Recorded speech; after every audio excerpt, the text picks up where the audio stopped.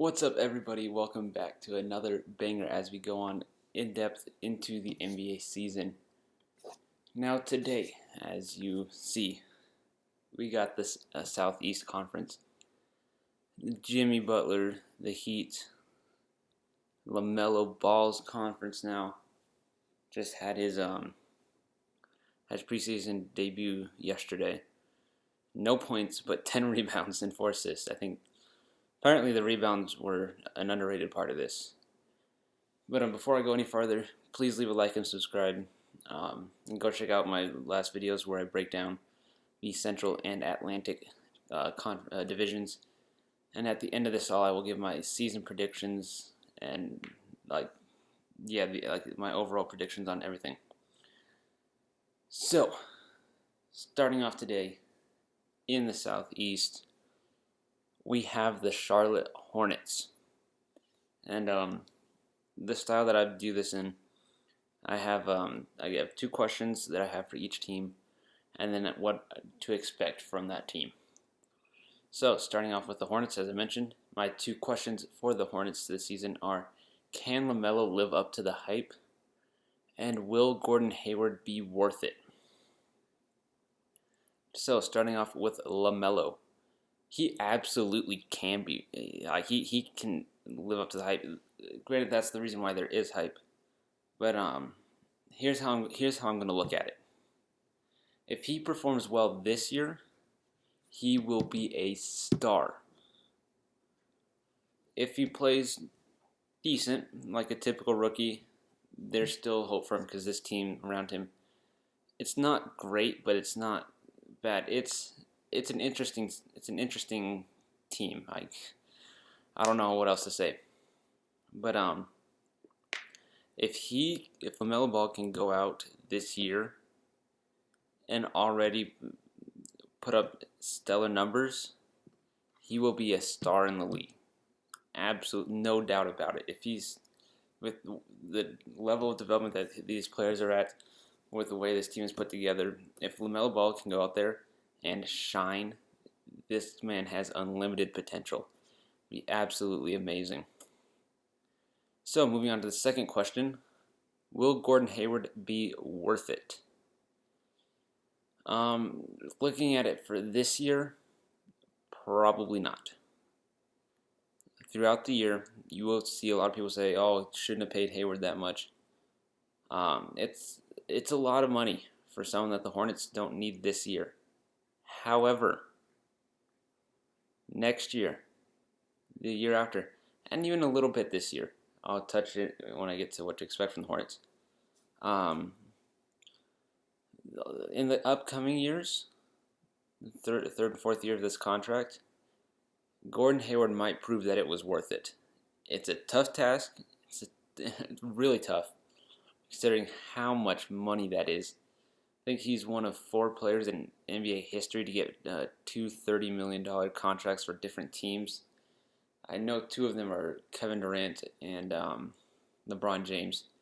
Can't remember the third one though. I think it might have been Kyrie.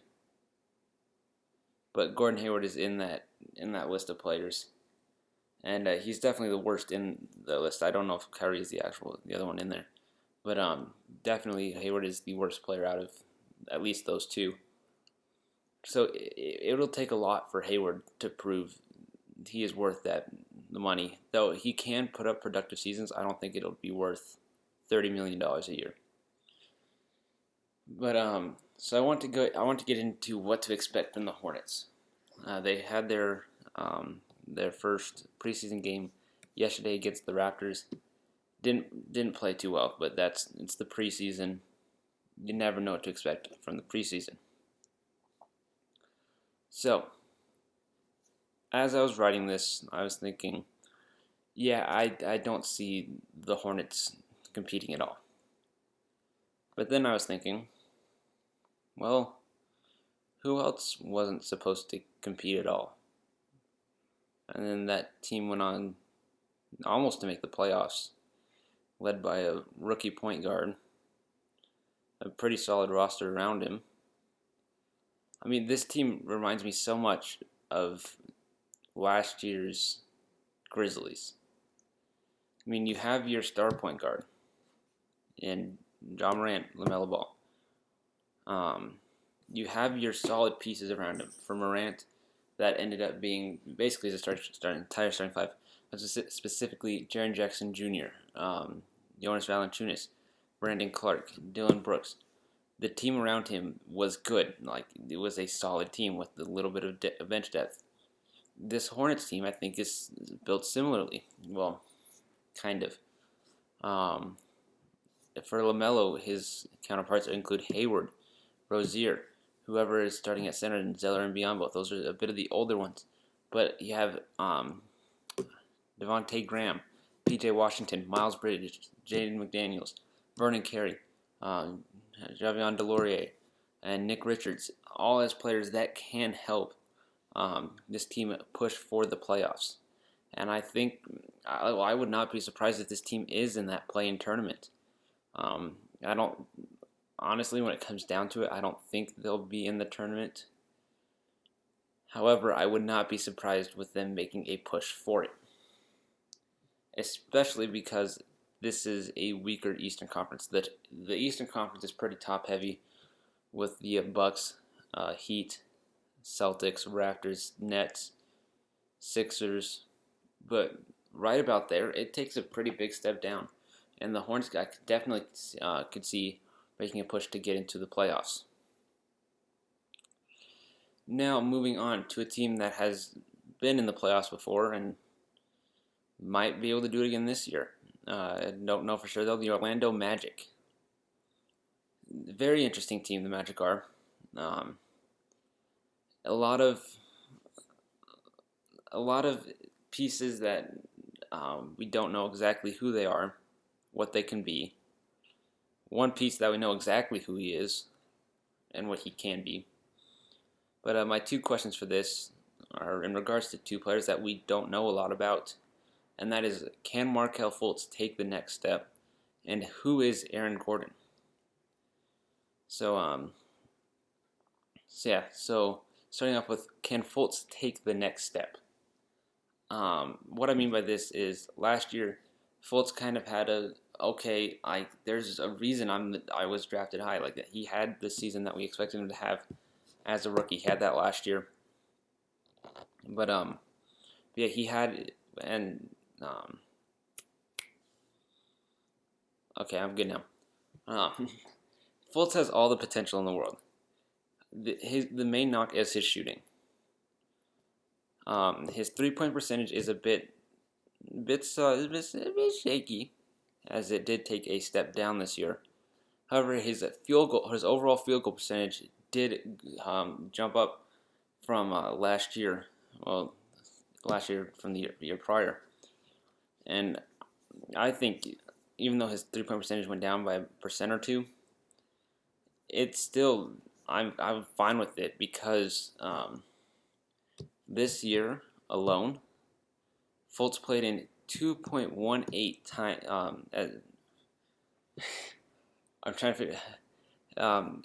Fultz's amount of games he played this last year is 2.81 times as many games as he played in Philly combined, and he started in 4 times as many games this last year than he did in Philly combined. So I think if Fultz has the same minutes, same game, same around the same minutes, we will start to see a steady incline. I'm not going to say jump, a steady incline in Fultz's stats throughout the rest of his career in Orlando. But now onto someone I really don't know about. Who is Aaron Gordon? Well, Aaron Alice Gordon was born on September 16th, 1995 in San Jose, California.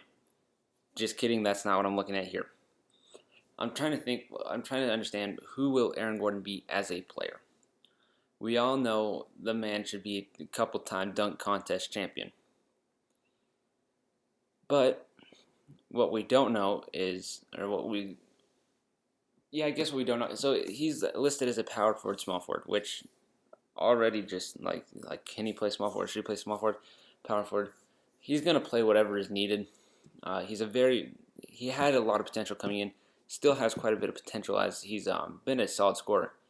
However, last year Gordon took a step back in just about every statistic basically. The only exceptions to this are his free throws made and free throws attempted went up. His offensive rebounding, defensive rebounding, and total rebounding in general went up, as well as his assists and steals. Those are the only stats that took a step up or stayed the same. So it's not promising for Aaron Gordon this upcoming year. However, I think Gordon will benefit from having a second year with Fultz, with Cole Anthony, with an overall it's a very solid lineup. Has a lot like this division, almost every division, every team has a solid lineup. But yeah, I think Aaron Gordon needs to play very well if this team wants any shot at the playoffs. So that leads into what to expect from the Magic, and I don't think it's going to be great. They have certain players that can have great years. In Nikola Vucevic, Markelle Fultz, Cole Anthony could have a good year. However, without Jonathan Isaac, who is far and away their best defender, the Magic will struggle. They might have the offense to keep up with teams with Vucevic, possibly Aaron Gordon, possibly Fultz, DJ Augustine too. Sorry, I just blanked on his name. Wait, no. Evan Fournier, that's who's still there. Augustine went up to Milwaukee.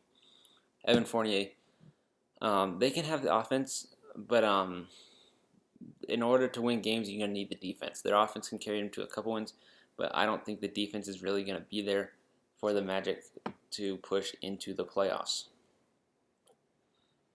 So now, maybe the most interesting team this year, the Atlanta Hawks. They probably had one of the most eventful off seasons, if not the best. The best is completely subjective, I think, this year. But definitely had, I'd say, the most interesting off season. But with that interesting off season, a question we all need to ask is: do the pieces all fit? And then, can those pieces, the newly acquired pieces, the pieces they still have, can they step up on the defensive end? Both of these, I'm just going to answer. I don't know for sure. There's a reason why the question's on here, but I'm going to do my best to answer them. So for the Hawks, do all the puzzle pieces fit? As I mentioned, I don't know. They have a lot of depth, a lot of versatile players. Sorry about that. Which gives them a lot of flexibility. But the main one I want to focus on right here is their big men, specifically with Gallinari. But yeah, this team is loaded with big men. They have Gallinari, John Collins, Clint Capella, and Onyeka Okongwu. I mean, at worst, these are four very solid players. I think Onyeka Okongwu was a questionable pick, and I still do think it is a questionable pick, as I would have preferred Avdia. But yeah, they got Okongwu, which makes me believe that a Capella trade is not out of the question. But let's get into the fit and why this is weird. Gallinari came from OKC, is typically regarded as a power forward. However, you have John Collins playing power forward. So how's that going to work? Who's going to start?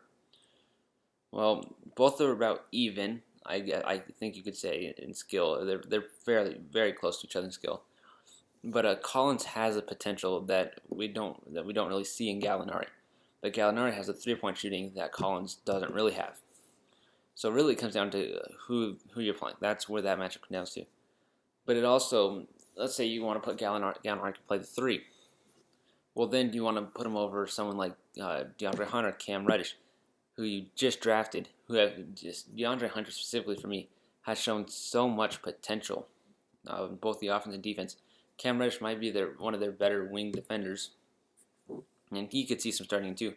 So, do you just have Gallinari coming off the bench, or do you? Let's say maybe you have Collins starting at the 5, but then you lose out on Capella as a traditional post defense, as Collins doesn't have the defense. Maybe you start a Kungwu. The possibilities are endless with this roster.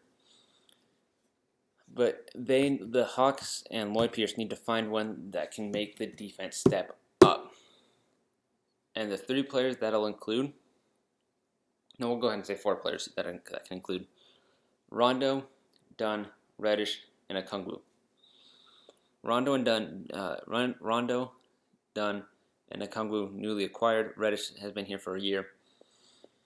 They all have at least potential of great defense or have shown great defense, as Dunn was one of the best defenders in the league last year.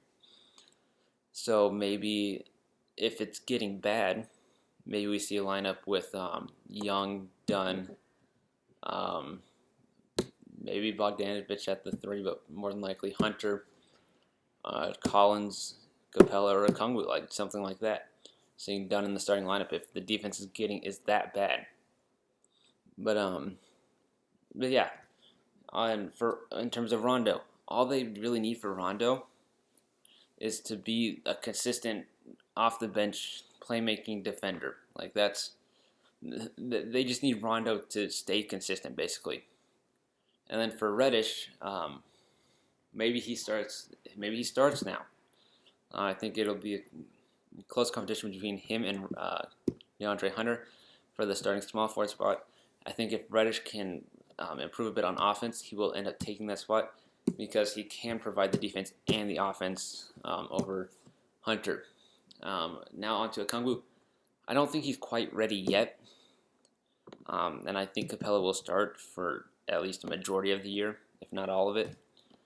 But if Okongwu can produce numbers already, this Hawks team can be very, very good, which leads me into what can we expect. I think you expect a playoff team. As a Hawks fan, you need to expect a playoff team. With Trae Young, he's put up stats. He's put up the highlights. Now he needs to translate that into winning. And this is a good year for that, as they've added so many pieces. But it also could turn out to be next year when they start to win. We don't know, but this year I do expect this team to be playoff bound, as I think the additions are just too good. Like, this is a very, very good team. Now on to another team with new additions, the Washington Wizards. Yeesh, I'm tired. My 2 questions here. A big shocker on the first one. Can Russ work in Washington? And number 2, is there a reason that Deni Avdija fell? So let's start off with can Russ. Well, no, I'm going to start off here with Avdija first because that's less entertaining. So I think Avdija should have been taken earlier, at least by the Hawks. Should have been taken at least there. But he's about 6'10", 6'9", 6'10", with great offensive potential. My only theory on why he fell is that maybe his defense is worse than we ever thought it was. That sounds a bit dramatic, but worse than we thought. But I don't think Avdija should have fallen that hard. I don't think there's a reason Avdija fell. And the Wizards got very lucky, so they now have 2 6'10" white guys with great offensive potential, rather than being Davis Bertans. But now on to the important matter. Can Russ work in Washington? I think absolutely he can. Sorry, I just ate some nuts. But sorry, I'm still a teenager. I'm just now hitting puberty, apparently. Just now maturing. Can Russ work in Washington? He can. There's been a narrative surrounding Russell Westbrook that he's a bad teammate, that he doesn't play well with others. I am going to do my best to debunk that right here, and in the very basic way that I typically do. It's very basic, but I want to point some things out right here. When Russ played with Durant had career years. I mean, they were better. Granted, when he went to the Warriors, the team was even more stacked. But with Russ, Durant had career years. Then Paul George came in. Paul George was in the MVP conversation with Russell Westbrook as his point guard. When he played with Russ, he had a 4.3 points per game increase from when he was the lone star in Indiana, taking like almost all the shots. He goes to Oklahoma City with Russell Westbrook, who is as big of a star as he is, and thrives. Then James Harden had his second best scoring season ever with Russell Westbrook. Russell Westbrook can play with superstars. Okay, there's no concern here. There's no reason for concern with Bradley Beal. The concern would be, how does it affect everybody else on the team? So Beal should not be worried about this at all. It's players like Bertans, Bryant, Hachimura, who will see a number decrease, which cannot happen if the Wizards want to compete. If they want to compete, Russ needs to relax a little bit with the stats. Russ on this team, I think, can easily average. I think Russ on this team could be the leader in assists this year. I absolutely think that because he's put up a trouble level with a way worse team than this, and he has another star. So I definitely think this team can help Russ get up to the league leader in assists, as well as make it to the playoffs, which would be a huge step up from the last couple years where they were on the brink of the playoffs. But yeah, what should we expect? I expect Russ and Beal to ball out. I mean, I personally believe that Russ is quite a bit better than John Wall, especially not knowing anything about John Wall coming into the season. But as I just mentioned, I think those two ball out. As for Avdia, I think he learns a lot from Bertans, and the threes just don't miss. He needs to learn a bit of defense. He needs to work on that defense a lot. But I think the Wizards are a very good place for Avdia to land. And one more prediction I have for this team is Rui Hachimura has a breakout, I guess you could say, year. As I think with Russ and his standalone act, the year he won MVP, he dominated, but he always had a big man with him, and that was Steven Adams. Now, I'm not saying Hachimura is nowhere near what Steven Adams is. Like they're not really compatible at all. But Russ plays very well with a big man, so I think Hachimura has a breakout year. So yeah, that's my prediction for the Wizards this year, as well as making the playoffs, as long as no injuries happen. So finally, the Miami Heat. Just about everybody's favorite team now. Yeah, I mentioned in the last video, I was waiting on something for this video. It hasn't come yet. It is a Miami. I'm just gonna spoil it. It's a Miami Heat Vice jersey. Pretty sure it's a Tyler Herro one. But yeah. So that's what I wanted to wear, but instead I got my basketball camp shirt. So with the Miami Heat, my two questions are, well, kind of one question and one statement. Dragic versus Nunn is statement number one, and the only statement. Question is, should the Heat trade Tyler Herro? Starting off with Dragic versus Nunn, because again, this is the less entertaining of the two. Dragic only scored less than 20 points only 5 times. Only 5 times during the entire playoffs last year. And this is not including the finals game where he got injured, but in the first 3 rounds, only 5 times did Dragic score less than 20 points. So that's I think the real reason why he got a fairly good size bag. But when you want to go and look at Kendrick Nunn, Nunn was an NBA All-Rookie first teamer last year, and he had very similar stats to Dragic last year, and hence why he was the starter. I think Dragic did have better points. Don't recall the assist, but Dragic was seen as the playmaker off the bench. And to start the season, I could see him going either option. I mean, they did just re-sign Dragic, but Nunn was their starter in the regular season, and they did fairly well with that, and I think they stick with it. I think Spoelstra will stick with Kendrick Nunn. I would personally start Dragic and have Nunn come off the bench with Harrell, but they will play very similar minutes anyway, so I don't really think this is much of a concern. I just couldn't think of any other question for this. So the main question, should the Heat trade Tyler Herro? I'm not saying this in the way that the Heat need to get rid of Tyler Herro. I'm not saying like, oh, Tyler he's gonna be a horrible personality, get him out of there. Like, it's just not gonna get rid of him. No, he's gonna be great. I'm ordered one of his jerseys. Love the man. But what I'm specifically looking at here is a potential trade for James Harden. Harden's been the biggest free agent, I guess you could say, the biggest name on the market. If I was Pat Riley, I think Pat Riley's taking a great approach to this. He has said they're not looking to move Tyler, but if it is needed to be done, then yes, he will trade Tyler Herro. I think Pat Riley won't do. He will include Herro in the opening deal. I think he'll wait for maybe Houston or whoever they're looking at to counter with Herro in there. But I think there are two players on this team that you can consider untouchable. And that is Jimmy Butler and Bam Adebayo. By far, they're two best players. And other than that, I think just about everybody is up to trade.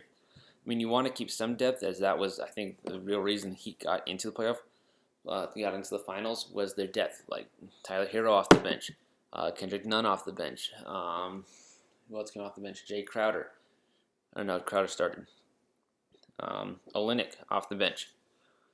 Had a pretty good playoffs. But yeah, I think if Houston comes calling, and I'm not good with formulating trades, but centered around Tyler Herro, a couple picks, maybe someone like Iguodala or someone to make the contracts work out. I mean, I would say yes to that, because the Heat are competitors in the East, in the NBA. The Heat are competitors. They're in the heat of it to go in the mix of it all to go and win a championship. So right now, if I'm the Heat and the Rockets come calling, I am taking Harden over Herro. Because right now, star is better than potential. Stars win you games now. Potential wins you games down the road. We're not worried about down the road right now. The Heat have a chance to win now, so trade for James Harden if they can. So what should we expect from the Heat? And I think if they run it back just run it like how they have it, we should expect great things from them. We should expect great games, competing for that first seed. Something I could definitely see here is Tyler Herro does take the next step. I saw something absolutely retarded, though. I think it was Jack Settleman's Snapchat page, or Snapback Sports. Said Tyler Herro will be double what, or will be twice as good as James Harden ever is, or whatever, ever was. I think Jack's response to that was, "Oh, right, so Herro's going to jump up and score 70 points a game." COVID boy over here. I just found that hilarious because, as I mentioned, like James Harden's a star. He's scoring 35 points a game. Tyler's not quite there yet, but he can take the next step. He can average 20 points a game. I think he's on track for like either Bradley Beal or Devin Booker. Those are two players that he reminds me of. Maybe that's just me being like an idiot, which is very highly likely. But yeah, I think Tyler could take the next step. I expect Jimmy to continue dominating, to push this team to their limit. Bam will be imposing his will in the post. Duncan Robinson will not be missing a shot. Trust me, this man does not miss. He's criminally underrated. Duncan Robinson is amazing. And then Spoelstra just being Spoelstra, coaching this team well. I think the Heat are in for a great year. But yeah, thank you all very much for watching. I hope you enjoyed. Again, please do like and subscribe. And before you leave, Merry Christmas-ish time. We're getting close. But for my Christmas present, I want NBA basketball back. I need it back. And future upcoming stuff, I will be starting vlogging, I guess you could say. It'll turn out to be vlogs where just showing like workouts that I have done. I'm thinking of some good name to say it. But when the season starts, I will be uploading a weekly video just talking about the week, updating who I think is in the top of the MVP, Rookie of the Year, all the awards, the power rankings that I have. Like a weekly video on that, about 30 minutes more than likely, because I can't stop talking. But yeah, expect more IRL sports content, whether it's football, basketball. That's probably about it. But yeah, I'll see you all in the next video. Adios.